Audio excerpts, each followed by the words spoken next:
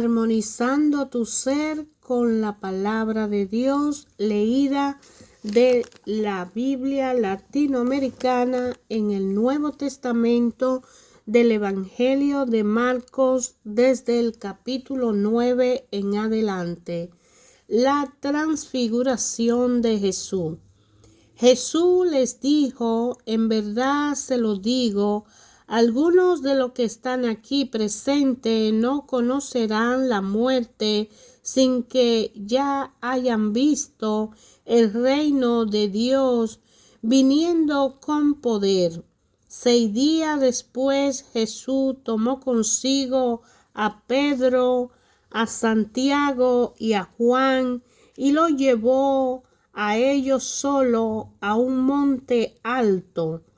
A la vista de ellos su aspecto cambió completamente, incluso sus ropas se volvieron resplandecientes, tan blancas como nadie en el mundo sería capaz de blanquearlas, y se le apareció Elías y Moisés que conversaban con Jesús.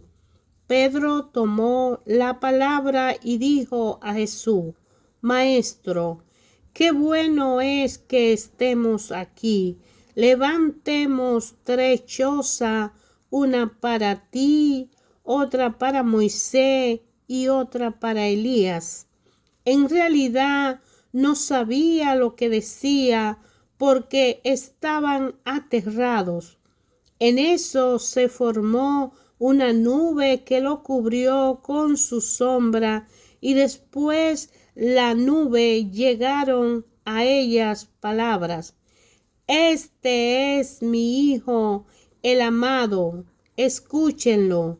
Y de pronto, mirando a su alrededor, no vieron ya a nadie, solo Jesús estaba con ellos.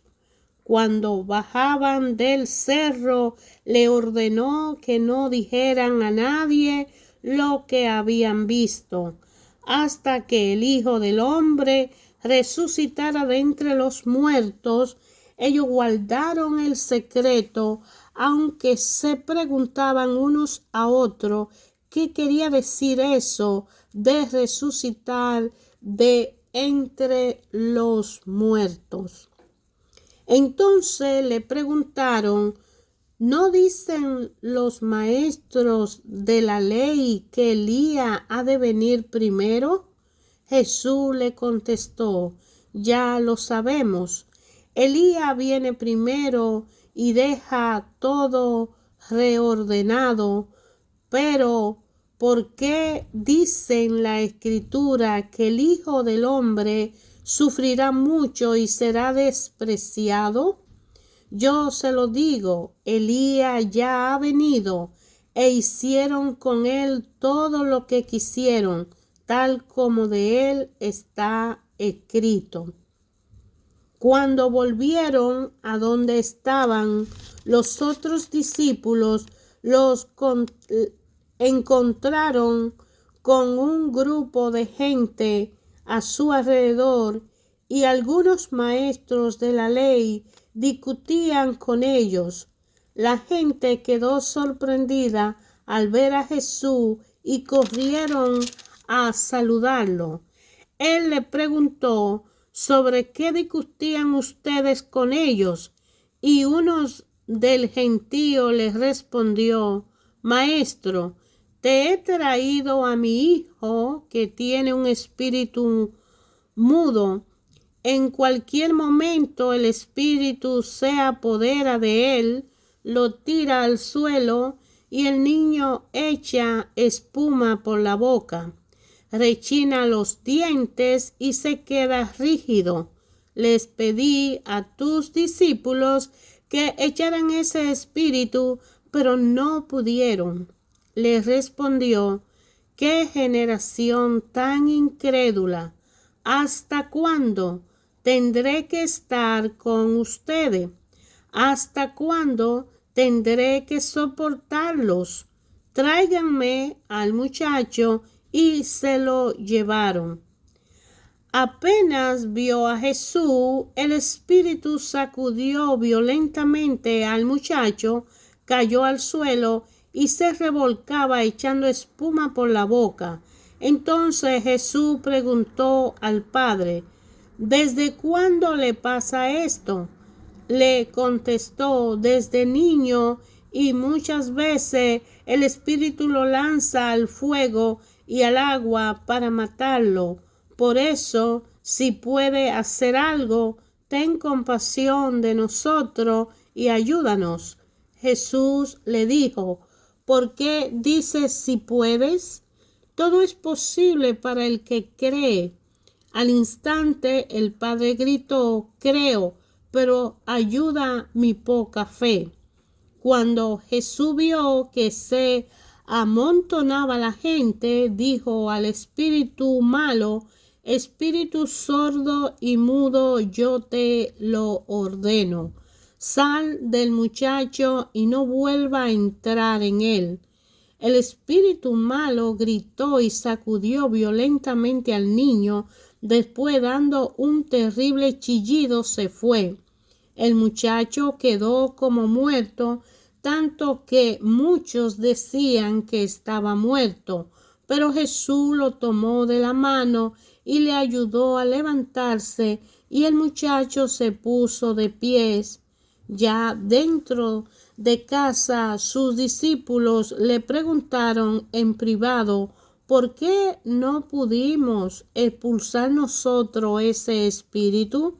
Y él les respondió: esta clase de demonio no puede echarse sino mediante la oración. Se marcharon de allí y se desplazaban por Galilea.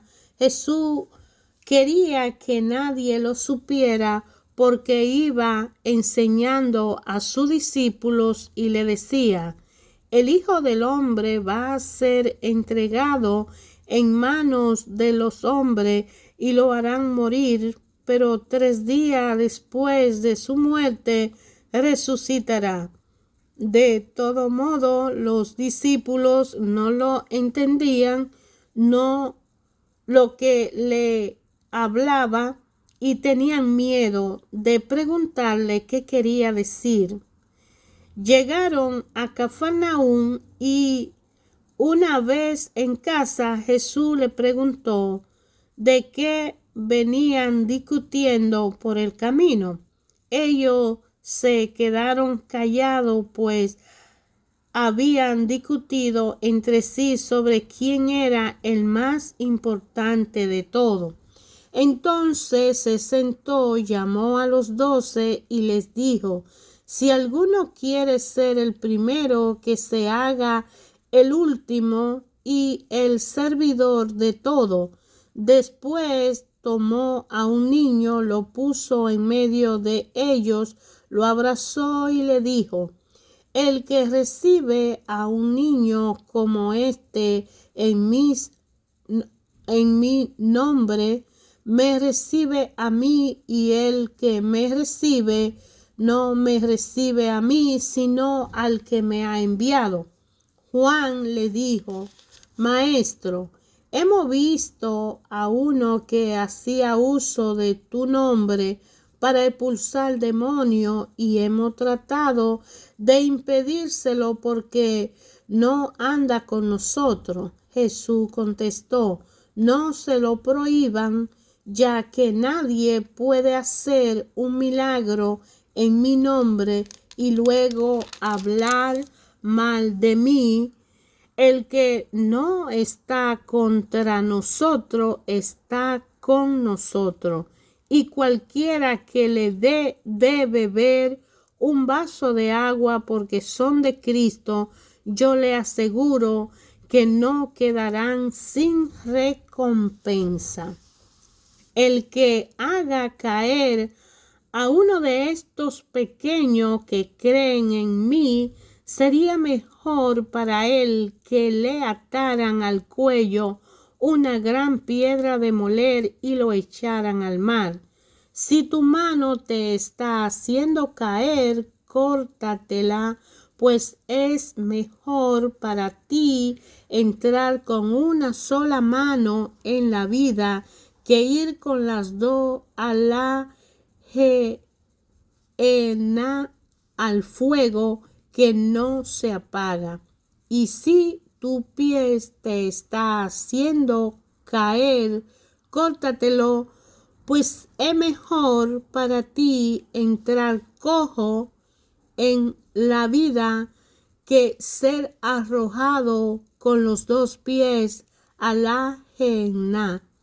Y si tu ojo prepara tu caída, sácatelo, pues es mejor para ti entrar con un solo ojo en el reino de los cielos que ser arrojado con los dos al infierno, donde sus gusanos no mueren y el fuego no se apaga, pues el mismo fuego lo conservará. La sal es buena, pero si la sal pierde su sabor, ¿con qué se lo devolverán? Tengan sal en ustedes y vivan en paz unos con otros. Palabra del Señor Jesús.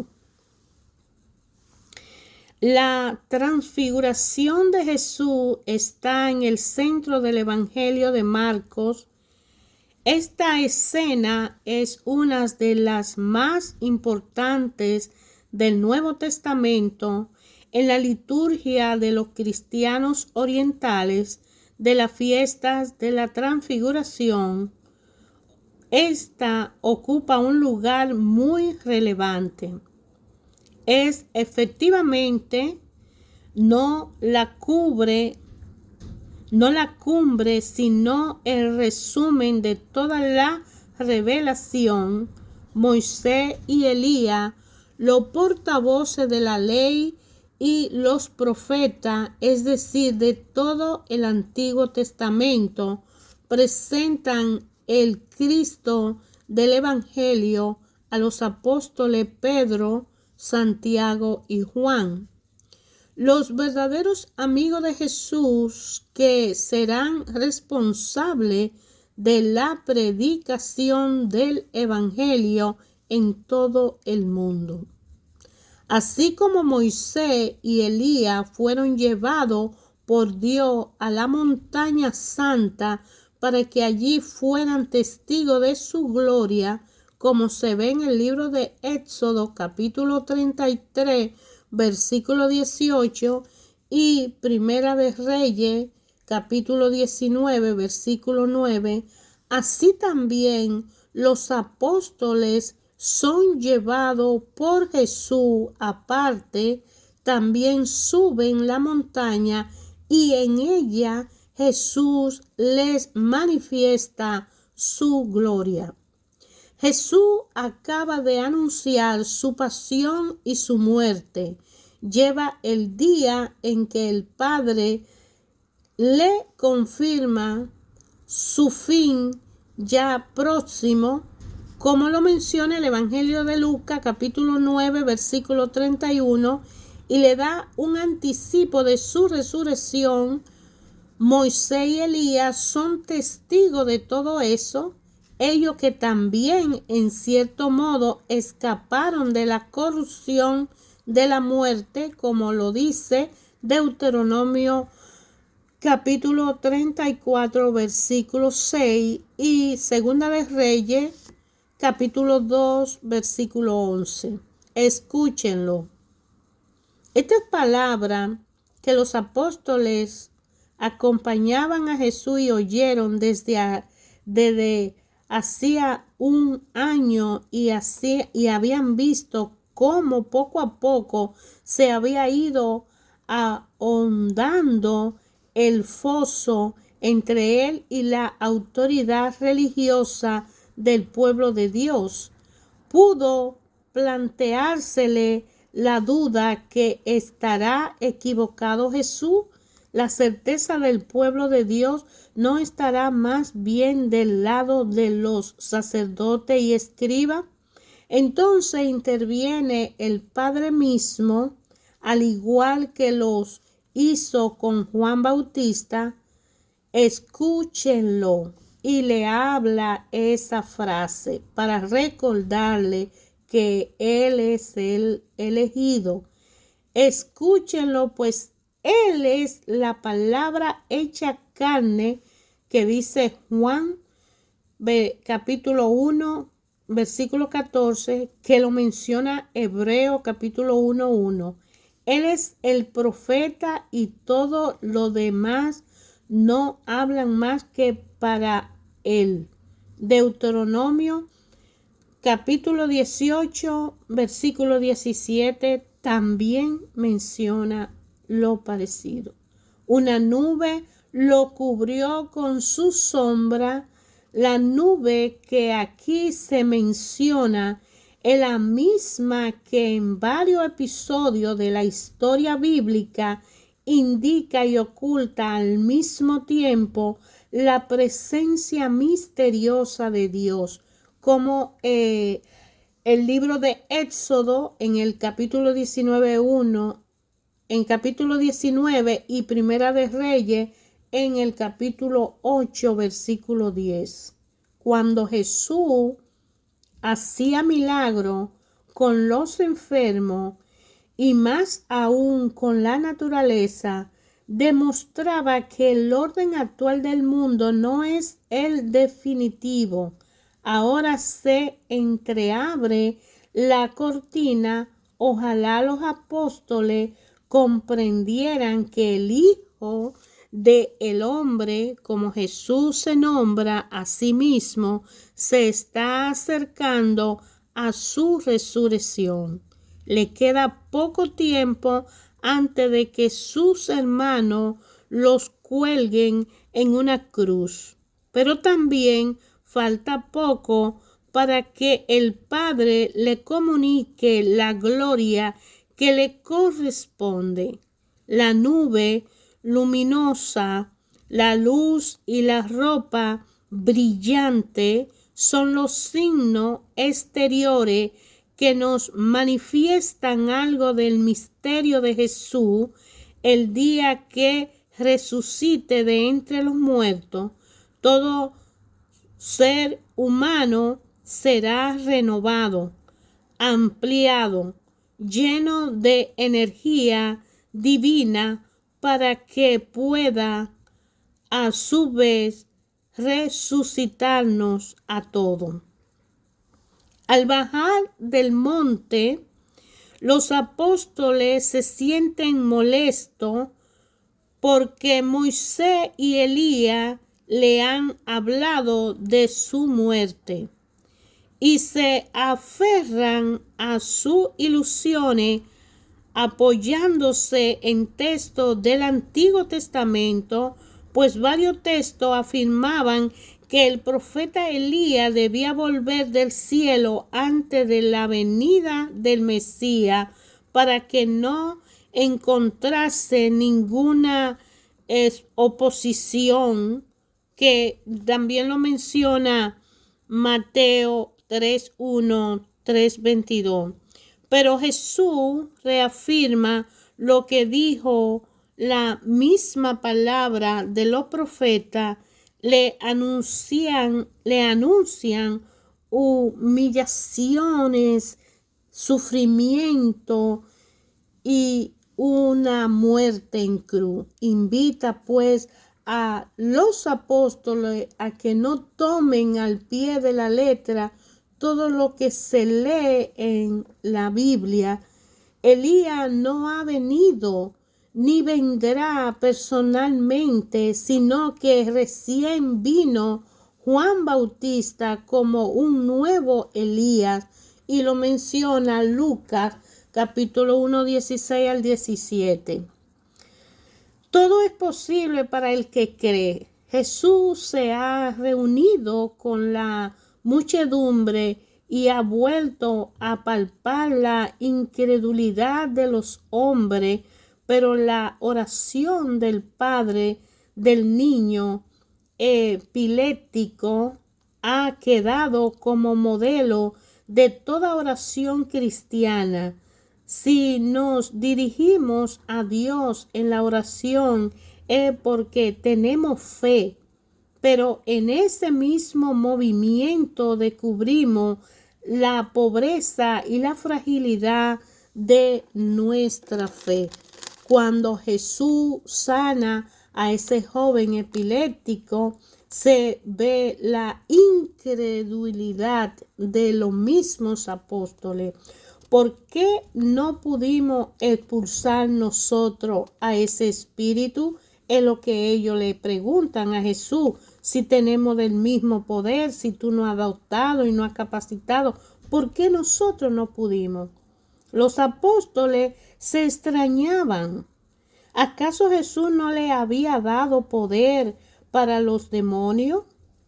Pero olvidan fácilmente la gran distancia que los separa de Jesús.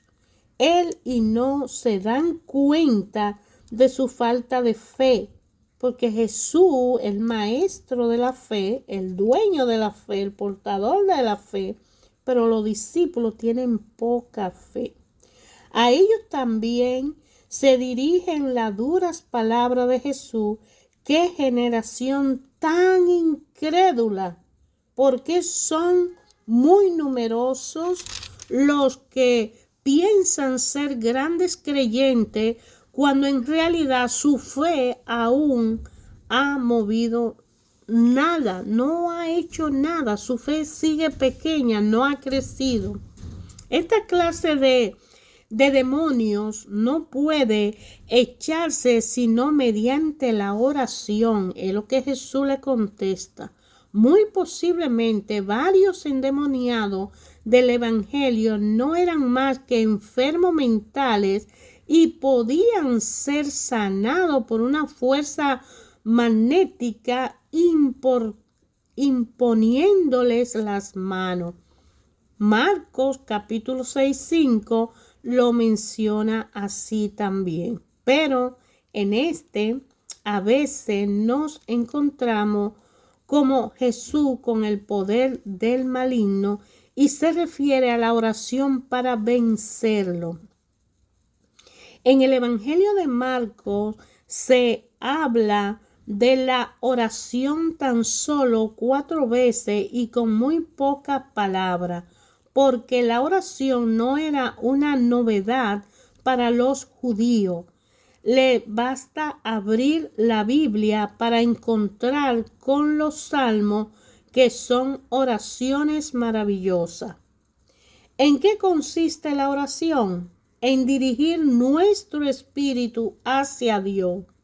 Hay 1000 maneras de orar, o sea, de mantener nuestro espíritu orientado, atendido hacia Él, tendido directamente hacia Dios. El rezo de fórmula de los salmos, el rosario, meditando el canto, la lectura bíblica, la meditación. Pero el fin de todos los rezos y oraciones es que el Señor nos dé el espíritu de oración, o sea, que podamos sí ocupar nuestra mente y poner nuestra atención en nuestro quehacer, pero que al mismo tiempo nos mantengamos comunicados con Dios por lo mejor de nuestro espíritu. O sea que para expulsar a un demonio debemos poner nuestra mente y nuestra conciencia en Dios, y no solamente un demonio, sino que si somos discípulos de Jesús y Él nos capacita para ser discípulos, en aquel tiempo los discípulos no enfocaban su enfoque directamente en la fe de que no eran ellos que lo iban a hacer, sino Dios, y por eso Jesús le demostró que había que enfocarse y ponerse frente al Padre, en presencia al Padre, para poder lograr hacerlo. Tenemos pues el medio para expulsar al demonio como Jesús nos lo enseña en esta página, porque el demonio multiplicará las trabas para desanimarnos en cuanto vea que no hemos decidido a seguir a Cristo. Y eso lo vive todo cristiano que acepta a Jesús como su Señor y Salvador, coge su cruz y le sigue. A Jesús el tiempo se le hace corto y llega el momento donde dice que ya viene ese cambio para su vida. En adelante se dedicará principalmente a preparar al grupo de los apóstoles que tendrán la responsabilidad tremenda de continuar su obra. Los discípulos no entendían en aquel tiempo lo de su muerte y resurrección. Son cosas que no se entienden sino después de que han sucedido. Prefieren no preguntar ni saber, por eso dejan a Jesús más aislado. Los apóstoles han vuelto a Cafarnaúm dentro de sus expediciones misioneras y están en casa, muy posiblemente en la casa de Simón Pedro y su familia. Han predicado el reino de Dios, hacen curaciones, hacen milagros y también expulsan a los demonios. Aún le falta lo más importante, ser humilde. Jesús insiste a menudo en esta humildad que caracteriza al verdadero servidor del reino de Dios. Con frecuencia nos vemos tentados a comportarnos como propietarios de los servicios y de los compromisos que aceptamos o que contraemos tanto en la iglesia como en el mundo. No soportamos que otros puedan tener responsabilidades tan importantes como la nuestra y más bien porque la envidia nos corroe el interior, porque nos atribuimos con gran facilidad el mérito de nuestras cualidades y dones y de nuestros conocimientos. Y nos olvidamos de que han sido puestos en nosotros para que podamos cumplir con más facilidad el plan y propósito para el cual hemos sido enviados y hemos nacido. La última frase de Jesús es tan importante como lo anterior. El que recibe a un niño como este en mi nombre, pues esto se fundamenta para nosotros la dignidad de la persona humana ennoblecida por Cristo. Dios no espera que hayamos sido bautizados para reconocer en nosotros a su Hijo. Él nos ha creado en Cristo. Esto quiere decir que nos creó a cada uno destinándonos a llevar la semejanza de su Hijo Jesucristo, como lo dice Efesios capítulo 1. El término hijo toma mucho más peso, por supuesto, cuando Dios nos hace entrar en su misterio mediante el don de la fe y nos da a conocer nuestra dignidad. Lo más grande del hombre no es su capacidad de razonar o de amar, sino el que pueda decir a Dios, tú eres mi Padre, y que Dios pueda mirarlo diciendo, tú eres mi hijo o mi hija. La iglesia enseñó ya desde su comienzo la eminente dignidad de la persona humana, a pesar de que a lo largo de su historia y con mucha frecuencia su actuación no haya estado en acuerdo con esta enseñanza. Los mártires más que nadie nos enseñaron el valor de la persona superior a todos los intereses o lazos colectivo. Pero es imposible separar esta dignidad del hombre de su relación filial con el Padre. Y de no tener esta base, muchos combates por el respeto a nuestros hermanos serán muy difíciles de justificar. Mientras Jesús forma a sus apóstoles, a quienes quiere confiar su iglesia, hay otros que predican el evangelio y expulsan demonios. Lo mismo ocurre hoy al lado de la iglesia católica, la iglesia de los apóstoles. Hay otros que predican el evangelio, sanan enfermos y se agrupan en iglesias de diversas denominaciones. Esta evangelización paralela a la iglesia o rival de la iglesia le presenta un desafío. Si otros evangelizan, tal vez se deba a que nosotros lo hacemos muy poco y Dios quiere que otro actúe en el lugar nuestro, pues demasiados católicos nos salen de sus prácticas o de sus pequeños grupos y muy a menudo se han acostumbrado a no tomar iniciativa, dejando que los sacerdotes y religiosas lo hagan todo, y debido a eso la iglesia está casi ausente de muchísimos lugares, especialmente en las inmensas poblaciones suburbanas.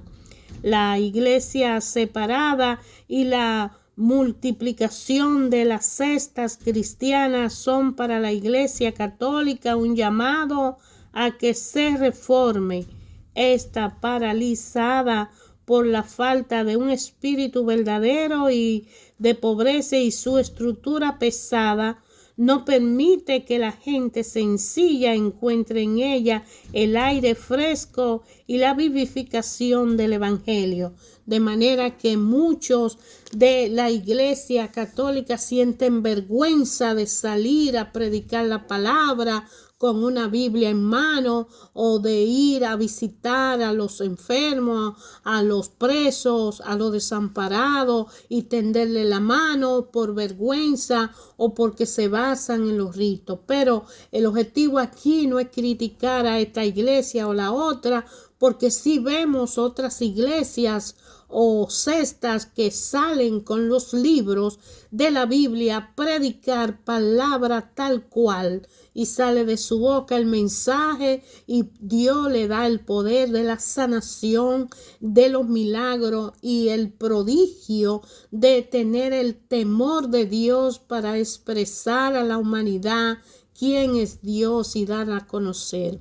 Es un deber de todo ser humano, donde quiera que esté, en la iglesia que pertenezca, de hablar de Jesús, de hablar del amor filial del Padre y de mencionar a cada ser humano que es muy amado por el Padre. No importa quién sea ese ser humano, todo ser humano, toda creación del Padre es hecha por el Padre, y eso hay que respetarlo. No importa en qué lugar estemos, a qué iglesia pertenezcamos, es un deber de todos, porque todos somos creados por el amor del Padre. Y Jesús no vino a uno ni vino a otro, ni vino a imponer que se hagan solo ritos, vino a decir justicia, paz y amor. Vino a dar el mensaje de que formando 12 apóstoles, cada lugar de la existencia humana conozca al Padre.